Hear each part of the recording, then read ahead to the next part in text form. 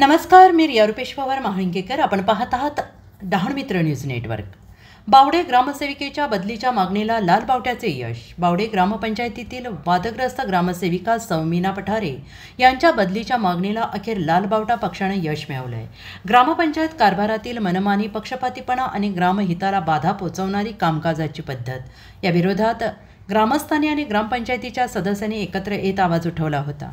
Sarpanch comrade Kishore कडू यांच्या नेतृत्वाखाली गावात 225 सह्यांचं निवेदन तयार करून गटविकास अधिकारी पल्लवी सस्ते यांना सादर करण्यात आले होते. या निवेदनात ग्रामसेविकेच्या कारभारामुळे ग्रामपंचायतीची विकास कामे ठप्प झाल्याचा आणि ग्रामस्थांशी अपमानकारक वर्तन झाल्याचा आरोप करण्यात आला होता. लाल बावटा पक्षाने प्रशासनाला इशारा देत सांगितलं की जर या तक्रारींकडे दुर्लक्ष झाले तर तीव्र आंदोलनाचा मार्ग स्वीकारला जाईल आणि त्यातून उद्भवणाऱ्या परिणामांची जबाबदारी प्रशासनावर राहील.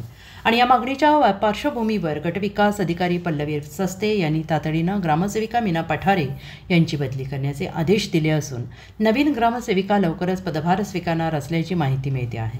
या शिष्टमंडळात जिल्हा सहसचिव कॉम्रेड शिरवाग, सरपंच कॉम्रेड किशोर कडू, सदस्य भरत तांडेल, सागर रावते, राजेश उबरसडा, पेसा सदस्य मनस्वी नडगे आदींसह मोठ्या संख्येनं ग्रामस्थ उपस्थित होते. तर या होत्या दुपारच्या बातम्या. अशाच नवनवीन बातम्यांसाठी पाहत रहा डहाण मित्र न्यूज नेटवर्क. पाहत रहा, ऐकत रहा, लाईक करा, सबस्क्राईब करा. आपली मतं कमेंट बॉक्समध्ये नक्की कळवा. आज आम्ही पंचायत समितीला आलो होतो. ग्रामसेविका यांच्या विरोधात नेहमी आमच्या तक्रारी होत्या. त्या बीडे मॅडमने आम्हाला सर्वांना समजून घेतलं आहे आणि नवीन ग्रामसेविका देण्याचं आश्वासन लेखी आश्वासन दिलेलं आहे.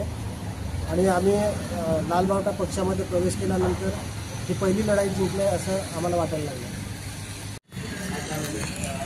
बावडा ग्रामपंचायतीच्या सरपंचांनी गेल्या काही दिवसापूर्वी लाल बावटा पक्षात प्रवेश केला होता.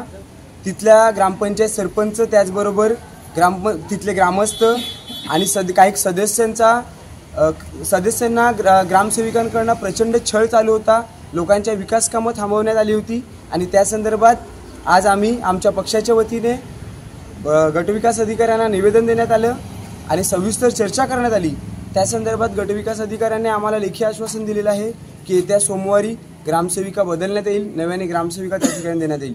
म्हणून आम्ही आमच्या पक्षाच्या वतीने प्रशासनाचे आभार मानलेत आणि आमचं जे काय आंदोलन ठरलं होतं त्या आंदोलन आम्ही तुर्तास स्थगित केलेलं आहे. बरोबर.